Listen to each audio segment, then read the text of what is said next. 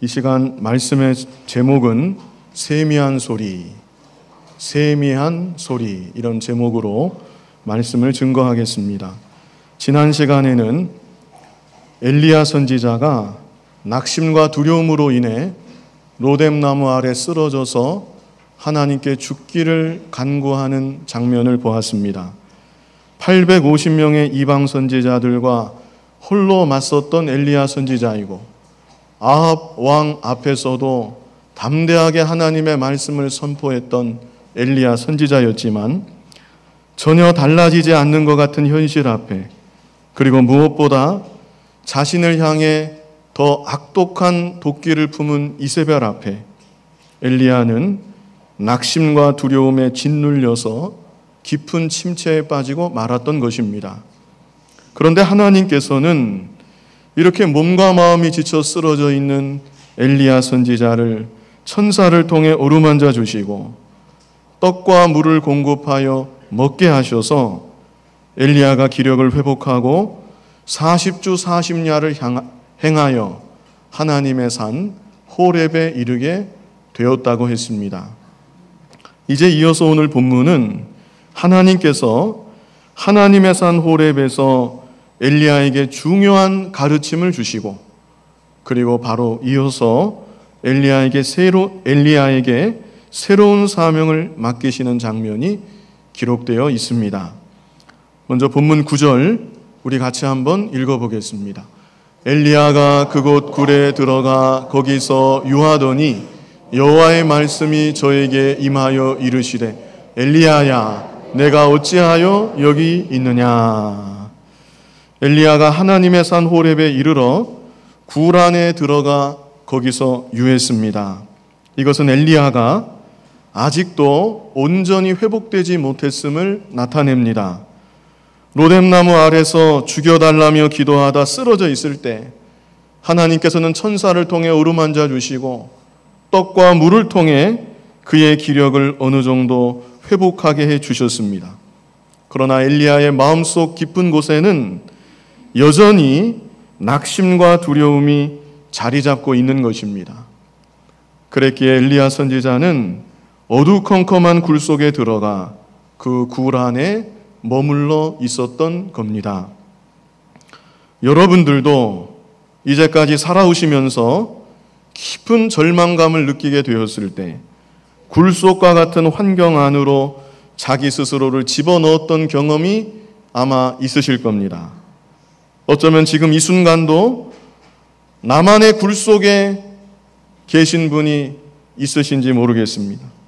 오늘 본문의 엘리야 선지자는 로뎀나무 아래서 하나님의 은혜와 긍휼을 맛보았지만 그럼에도 여전히 깊은 굴 속에 들어가 있습니다. 이때 하나님께서 엘리야 선지자에게 다가가서 말씀하십니다. 엘리야야 내가 어찌하여 여기 있느냐. 하나님의 이 말씀은 지금 그곳은 네가 있을 곳이 아니다. 이런 단호한 질책의 말씀입니다. 하나님은 오늘날 우리들에게도 아무개야 네가 어찌하여 여기 있느냐. 하나님의 자녀로서 있어서는 안 될 장소에 머물러 있을 때 네가 어찌하여 그 자리에 있느냐 책망하시는 하나님이십니다. 꼭 장소만이 문제가 아니라 마음에 합당치 못한 생각을 할 때에도 네가 어찌하여 그런 생각을 하느냐, 네가 어찌하여 그런 말을 하고 그런 행동을 하고 있느냐 책망하시는 우리 아버지 하나님이십니다. 하나님의 책망하심을 혹 듣게 되었을 때 즉시로 돌이킬 수 있는 여러분이 되시기를 바랍니다. 그것이 지혜로운 사람입니다. 그런데 엘리야 선지자는 하나님의 이 음성에 어떻게 반응했는가? 우리 본문 10절을 같이 한번 읽어보겠습니다. 저가 대답하되 내가 만군의 하나님 여호와를 위하여 열심히 특심하오니 이는 이스라엘 자손이 주의 언약을 버리고 주의 단을 헐며 칼로 주의 선지자들을 죽였음이오며 오직 나만 남았거늘 저희가 내 생명을 찾아 취하려 하나이다. 자, 엘리야의 이 대답을 자세히 보시면 엘리야의 이 대답이 한마디로 자기가 굴 속에 있는 것이 잘못한 일이라는 것입니까? 아니면 어쩔 수 없는 일이라는 것입니까? 어쩔 수 없는 일이다. 그런 말을 엘리야 선지자가 하고 있습니다. 제가 이제까지 정말로 열심히 하나님의 일을 했습니다. 450인의 바알 선지자들을 한자리에 죽이기까지 했습니다. 그런데 그러함에도 하나님을 믿고 경배하는 사람은 이 땅에 여전히 저밖에는 없습니다. 이제 저는 더 이상 아무런 할 일이 없습니다. 그 많은 기적들 앞에서도 저들이 변화되지 않았는데 제가 더 이상 무슨 일을 할 수 있겠습니까? 게다가 저들은 지금 저마저도 잡아 죽이려고 하고 있습니다. 그러니 제가 굴 속에 있을 수밖에 없습니다. 이렇게 엘리야 선지자가 답변을 한 것입니다. 하나님께서는 이런 엘리야를 나무라지 아니하시고 그냥 못 본 척 내버려 두지도 아니하시고 엘리야 선지자가 미처 몰랐던 중요한 교훈을 이제 깨우쳐 주십니다. 하나님의 교훈이 무엇이었는가? 우리 본문 11절로 12절 말씀 뜻을 생각하면서 같이 한번 읽어보겠습니다. 여호와께서 가라사대 너는 나가서 여호와의 앞에서 산에 섰으라 하시더니 여호와께서 지나가시는데 여호와의 앞에 크고 강한 바람이 산을 가르고 바위를 부수나 바람 가운데 여호와께서 계시지 아니하며 바람 위에 지진이 있으나 지진 가운데도 여호와께서 계시지 아니하며 또 지진 위에 불이 있으나 불 가운데도 여호와께서 계시지 아니하더니 불 후에 세미한 소리가 있는지라. 아멘. 자, 이것은 하나님께서 엘리야에게 실물로 교훈하시는 겁니다. 직접적인 체험을 통해서 깨달을 수 있도록 교훈해 주시는 것입니다. 먼저는 어떤 일이 있었습니까? 크고 강한 바람이 일어났습니다. 그런데 신기하게도 엘리야는 이 엄청난 바람에 휩쓸려서 날아가지 않았습니다. 아무런 해도 받지 않았습니다. 이 바람이 얼마나 강한 바람인가? 바람이 산을 가릅니다. 산을 갈랐다는 것은 산을 반으로 쪼갰다는 말입니다. 엘리야의 눈앞에 여러 산들이 첩첩이 보였겠는데 그 가운데 한 산이 강한 바람이 불더니 그 한 산이 반으로 갈라지는 것입니다. 바위를 부쉈다고 했는데 바위를 부쉈다는 것은 바위가 산산조각이 났다는 말입니다. 산이 갈라질 지경이니 당연히 바위들은 산산이 부서져서 흩어지는 것입니다. 이 광경이 얼마나 대단한 광경입니까? 눈앞에서 산이 갈라집니다. 바위들이 다 터져서 가루가 되어서 흩어집니다. 그리고 그러할 때 그 소리는 또 얼마나 굉장했겠습니까? 그래서 엘리야 선지자가 숨을 죽이고 하나님께서 바로 지금 내 앞에 나타나시는구나. 그렇게 생각하며 기다린 것입니다. 그러나 하나님께서는 그 크고도 강한 바람 가운데 계시지 않았다는 것입니다. 두 번째는 어떤 일이 있었습니까? 11절 끝부분에 바람 위에 지진이 있으나 지진 가운데도 여호와께서 계시지 아니하며, 이 지진도 보통 지진이 아니었을 것입니다. 바로 앞에서 분 바람의 역사와 비교할 때 조금도 그 정도가 약하지 않은 엄청난 지진이 일어났음에 분명합니다. 아까 바람은 엘리야의 눈앞에서 어느 정도 떨어져서 부는 어떤 그런 장면이었을 것으로 보이는데, 이 지진은 지금 엘리야가 서 있는 바닥까지 뒤흔드는 그런 지진이었을 것입니다. 온 천지가 다 진동을 하고 산들이 다 움직여서 떠는 것 같은 그런 강력한 지진이 엘리야 앞에 일어난 것입니다. 그러나 이런 지진 가운데도 하나님은 계시지 않았습니다. 세 번째는 무엇입니까? 지진 후에 뭐가 났습니까? 불이 났습니다. 이 불도 역시 작은 산불 정도가 아닙니다. 엘리야로 하여금 깊은 경외감이 들 정도의, 엘리야가 태어나서 이제까지 한 번도 경험하지 못했을 그런 엄청난 불이 임한 것임에 분명합니다. 그러나 중요한 것은 이런 불 가운데도 하나님은 계시지 않았습니다. 이제 마지막 네 번째는 무엇입니까? 세미한 소리가 있었습니다. 여기서 세미한 소리는 직역하면 속삭이는 소리입니다. 속삭이는 소리. 속삭이는 소리는 주변이 시끄러우면 들리지 않습니다. 그래서 마지막 네 번째는 고요한 정막이 흐르고 그 가운데 하나님의 세미한 음성이 엘리야의 귀에 들린 것입니다. 엘리야 선지자는 이번에는 도대체 무엇이 올까? 마음의 준비를 단단히 하면서 기다렸을 것입니다. 첫 번째는 크고 강한 바람, 두 번째는 지진, 세 번째는 불. 그렇다면 이번에는 무엇이 올까? 하늘에서 번개가 내리치지는 않을까? 아니면 이제껏 보지 못했던 초자연적인 어떠한 역사가 일어나지 않을까? 엘리야 선지자가 숨을 죽이면서 기다렸을 것입니다. 그러나 더 이상 요란하고 기적적인 일은 없었습니다. 고요한 가운데, 깊은 정막 가운데 하나님의 세미한 소리가 들리고 엘리야는 이것이 바로 하나님의 임하심이구나 깨달았습니다. 그래서 엘리야가 13절에 엘리야가 듣고 겉옷으로 얼굴을 가리우고 나가 굴 어귀에 서매 하나님의 나타나심을 알고 하나님을 경외함으로 얼굴을 가리우고 굴 어귀에 선 것입니다. 자, 그렇다면 중요한 것은 하나님께서는 이 모든 일들을 통해서 무엇을 깨닫게 하시는 건가? 하나님의 구원 운동은 세미한 소리의 운동임을 깨닫게 하는 것입니다. 이것은 참 중요한 말입니다. 하나님의 구원 운동은 어떤 운동이라고요? 세미한 소리의 운동이다. 이 사실을 가르쳐 주시는 것입니다. 세미한 소리는 고요한 가운데 들리는 하나님의 음성입니다. 시끄러운 가운데는 들리지 않는, 들을 수조차도 없는 음성이 세미한 소리입니다. 그리고 신약시대는 기록된 하나님의 말씀이 바로 세미한 소리입니다.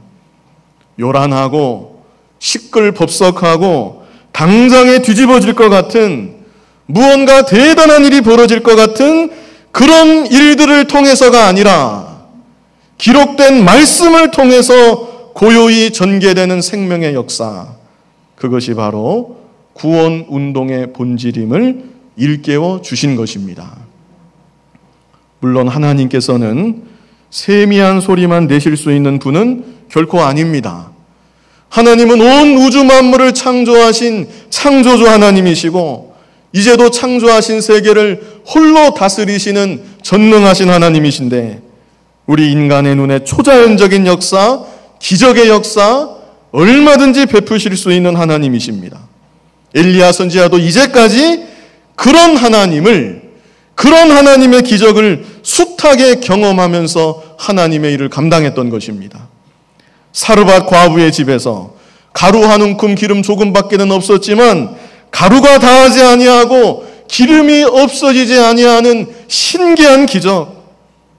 하늘에서 불이 내려와서 물이 흠뻑 적셔 있던 재물과 나무를 다 살라버리고 도랑의 물까지 다 핥아버렸던 하나님의 능력의 역사. 아방의 마차를 앞질러서 계속해서 달려갔던 하나님의 능력. 가슴 벅찬 감격으로 이런 모든 기적들을 엘리야 선지자가 직접 경험하고 자신을 통해서 이런 기적들이 이루어졌던 것입니다. 그러나 엘리야 선지자는 그런 경험을 하는 동안 자신을 향한 하나님의 세미한 소리에는 귀를 기울이지 못했던 것입니다. 외부적으로 일어나는 대단한 역사에만 마음을 빼앗기고 그 기적이 마치 자신이 베푸는 기적이라도 되는 것처럼 그 일에 자부심과 긍지를 가지다가 결국에는 고꾸라져서 낙심과 좌절 가운데 빠지고 말았던 것입니다. 이제는 하나님의 일이 다 실패한 것처럼, 이스라엘은 아무 가망이 없는 것처럼 그렇게 스스로 단정짓고 동굴 속에 처박혀 있는 것입니다. 그러나 하나님은 아니다. 너의 생각은 잘못되었다. 너의 신앙과는 어느덧 비뚤어져 있다. 기적의 역사, 신비의 역사, 그것도 물론 내가 하는 일이지만 이 백성을 살리고 이 백성을 인도하는 진짜 역사는 세미한 소리의 역사이다. 너는 이 세미한 소리에 귀를 기울이고 이 소리에 순종하며 나아가기만 하면 된다. 그럴 때 하나님께서 하나님의 구원 운동을 친히 이루어 나가신다. 이 사실을 깨우쳐 주시는 겁니다. 창세 이래로 이제까지 수천 년의 세월 동안 하나님의 구원 운동은 세미한 소리의 역사였습니다. 고요한 가운데 말씀을 주시고 말씀을 친히 이루어 가신 것이 하나님 구원 운동의 본질이었습니다. 간혹가다 무지하고 어리석은 우리들을 위해서 기적을 보여주신 일도 있었습니다. 그러나 그 빈도수는 결코 많지 않았다는 사실을 우리가 잊지 말아야 합니다. 창세 이래로 이제까지 기적이 많이 나타났던 시대는 단 3번뿐입니다. 제가 주보에 적으려고 했는데 그것까지 적을 공간이 없어서 제가 못 적었습니다. 첫 번째는 모세와 여호수아 시대, 두 번째는 엘리야와 엘리사 시대, 마지막 3번째는 예수님과 사도 시대. 이 3시대를 제외하고 기적은 결코 보편적인 현상이 아니었습니다.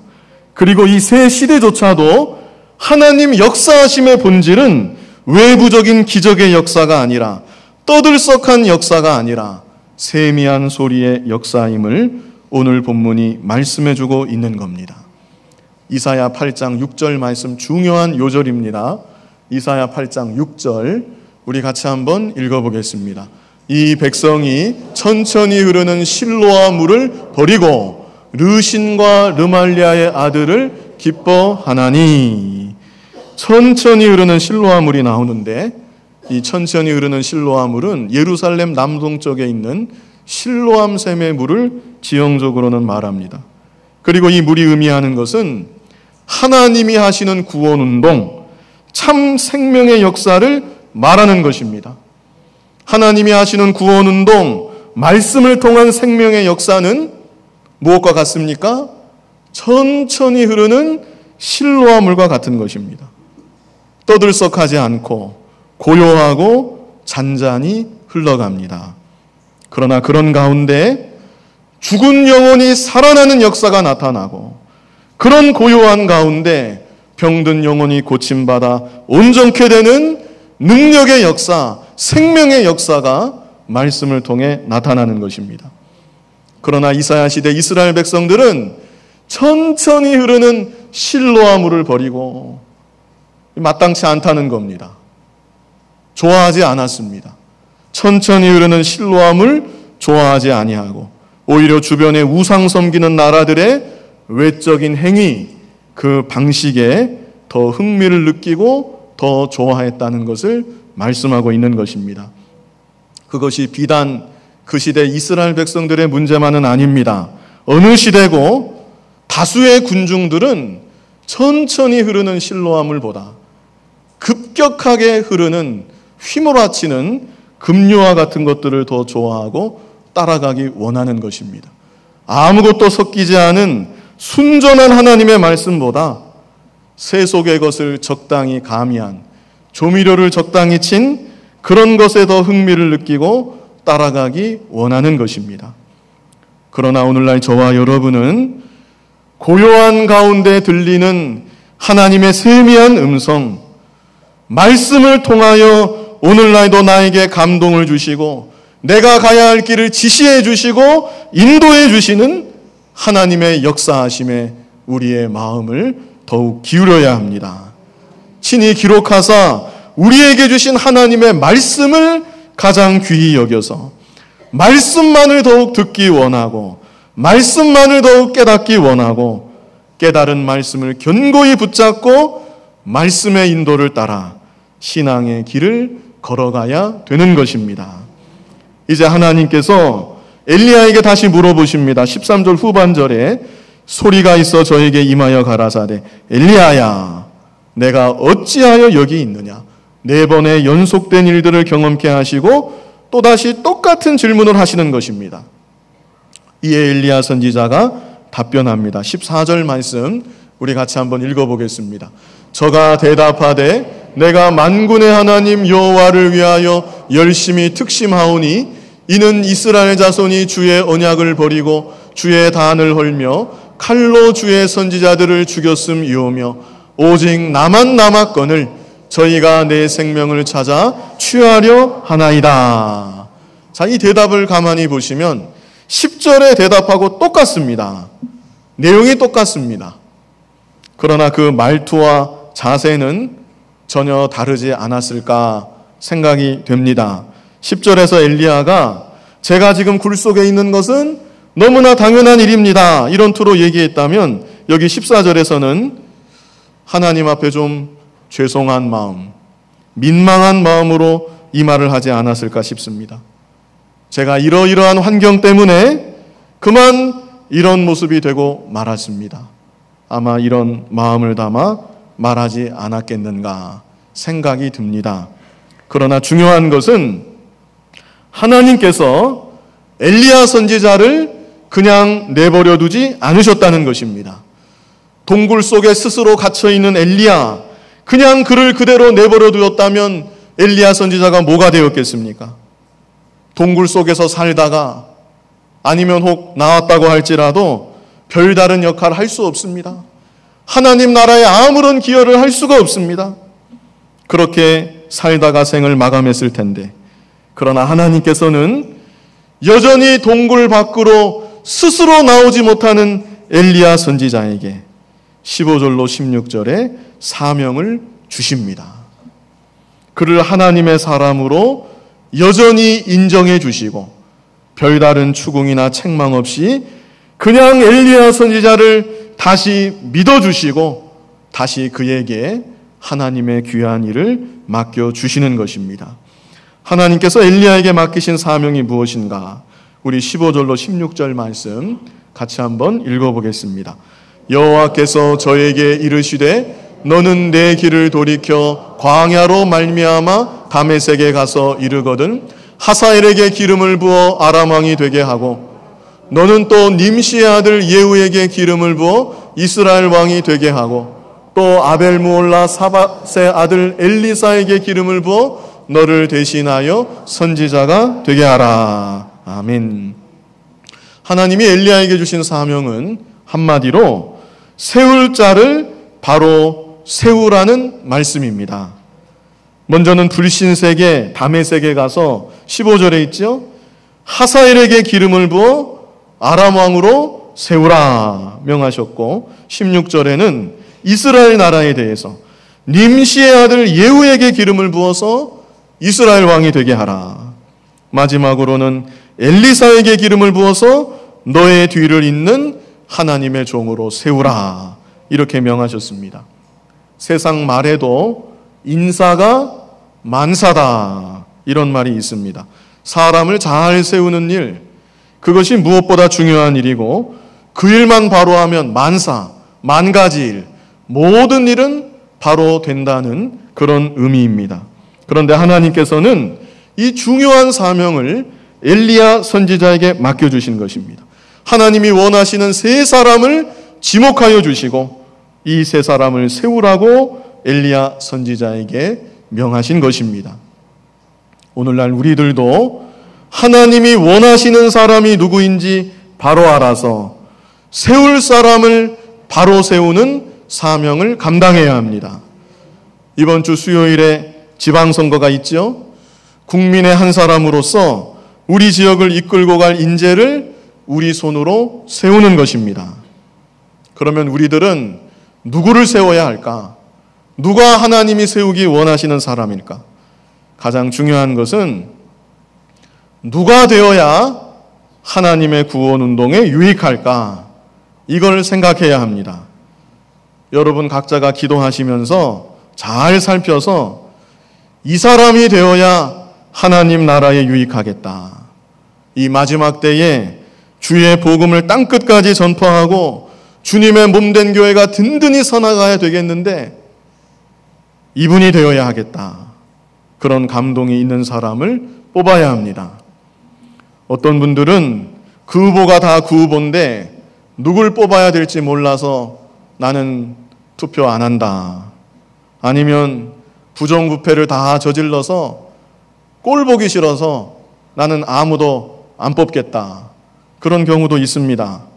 그러나 그것은 국민의 한 사람으로서 책임을 다하지 않는 것이고 하나님이 성도에게 맡기신 성도로서의 사명도 바로 감당하지 않는 것입니다. 세상 나라에 대해서도 세울 사람을 바로 세우는 것, 그것이 하나님이 오늘날 우리들에게도 주신 귀한 사명입니다. 근본에 한 분도 빠짐없이 투표에 다 참여하시고 아무쪼록 하나님 나라 구원 운동에 유익한 사람들이 당선될 수 있도록 다 같이 기도해야 합니다. 세상 나라의 지도자뿐 아니라 교회의 일꾼을 세우는 일이 또한 중요합니다. 교회 여기저기에 필요한 일꾼들이 너무나 많습니다. 그런데 문제는 해야 할 일은 많은데 자원하는 사람이 부족하다는 겁니다. 세상 나라 일꾼 되는 일은 서로들 하겠다고 난리인데 하나님 나라 교회 일꾼은 해달라고 부탁하고 사정해야 겨우겨우 채워집니다. 나라가 잘 되는 것도 중요하지만 교회가 잘 되는 것이 무엇보다 중요합니다. 주님의 몸된 교회를 사랑하는 마음으로 다른 사람 바라보지 말고 내 자신이 먼저 앞장서고 내 자신이 먼저 자원하고 봉사하고 더욱 적극적으로 헌신할 수 있는 우리의 모습이 되어야 합니다.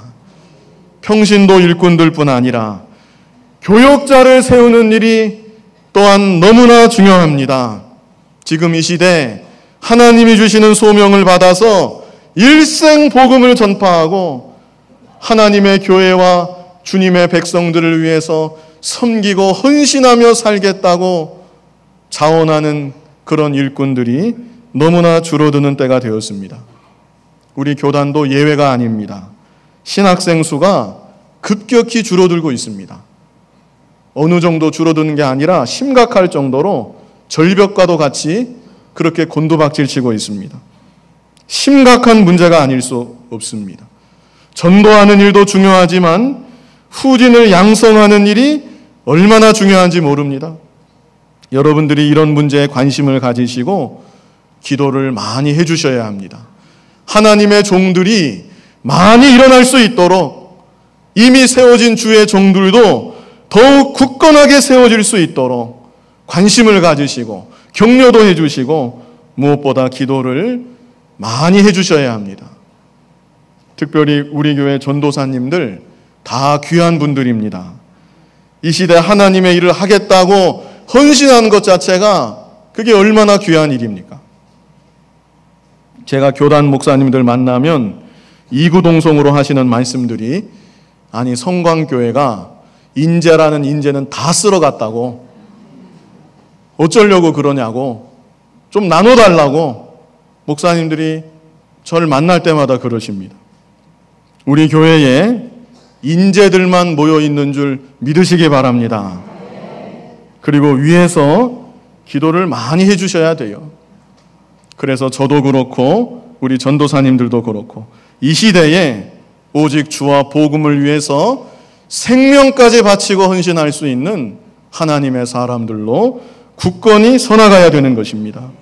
그 일을 위해서 교역자 자신의 소명과 결단도 중요하지만 교회의 역할이 또한 중요합니다. 어머니처럼 품어주는 역할, 양육하는 역할, 저는 우리 교회가 하나님의 종들을 많이 양산하고 많이 양육할 수 있는 교회가 더욱 되었으면 좋겠습니다. 전도하고 선교하고 어려운 이웃들 도와주고 다 중요한 일이지만 하나님의 종 한 사람을 바로 기르는 일, 바로 세우는 일, 후대를 위해서 이 일은 어떤 일보다 중요하고 시급한 일입니다. 이 일을 위해서 우리가 다 같이 기도하고 이 일을 위해서 귀하게 쓰임받을 수 있는 우리 교회가 되기를 바랍니다. 마지막으로 우리 본문 17절로 18절 말씀 같이 한번 읽어보겠습니다. 하사엘의 칼을 피하는 자를 예후가 죽일 것이요 예후의 칼을 피하는 자를 그러나 내가 이스라엘 가운데 7천인을 남기리니 다 무릎을 바알에게 꿇지 아니하고 다 그 입을 바알에게 맞추지 아니한 자니라. 아멘. 계속 이어서 이 말씀을 주시는 것은 하나님의 뜻이 성취될 줄 믿으라는 것입니다. 장차 하사엘은 우상 숭배가 만연한 이스라엘 땅을 심판하는 하나님의 도구가 될 것입니다. 하사엘이 심판하다가 남은 사람 예후가 심판한다. 예후가 심판하다가 남은 사람 엘리사가 심판한다. 지금 엘리야는 조금도 변하지 않은 현실 앞에서 낙심하고 두려워하며 동굴 속에 숨어서 하나님, 이제 제가 할 수 있는 일은 아무것도 없습니다. 그러고 있는데 엘리야야, 네가 세우는 하사엘을 통해서, 네가 세우는 예후를 통해서, 네가 세우는 엘리사를 통해서 장차 하나님께서 세상의 모든 죄악들을 심판하실 것이다. 그러므로 그 사실을 굳게 믿고 너는 지금 너의 할 일만 바로 해라. 하나님께서 이렇게 명하시는 것입니다. 그리고 마지막 18절 말씀 우리 다시 한번 같이 읽어보겠습니다.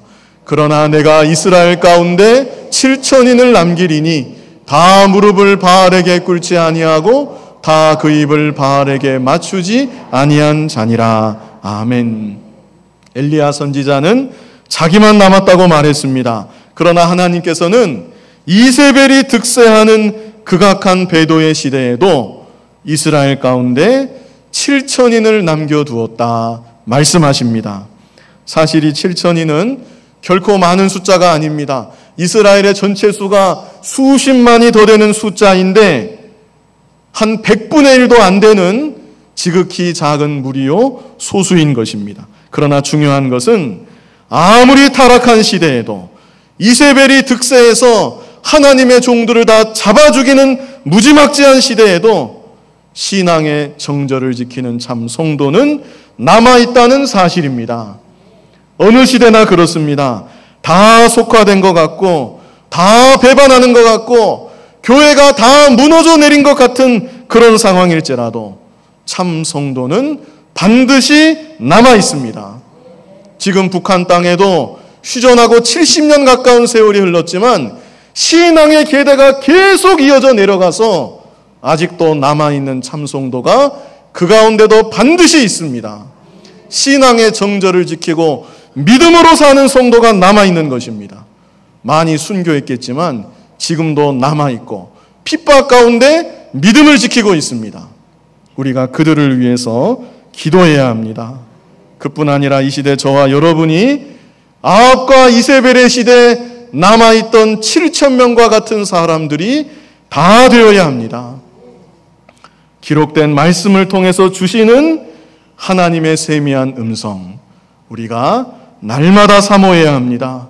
그리고 오직 그 말씀만을 따라서 믿음의 길을 걸어가고 어떤 핍박이나 환난이 우리 살아있는 생애에 닥쳐온다 할지라도 끝까지 신앙의 정절을 지키며 나아갈 수 있는 저와 여러분이 다 되기를 간절히 바랍니다.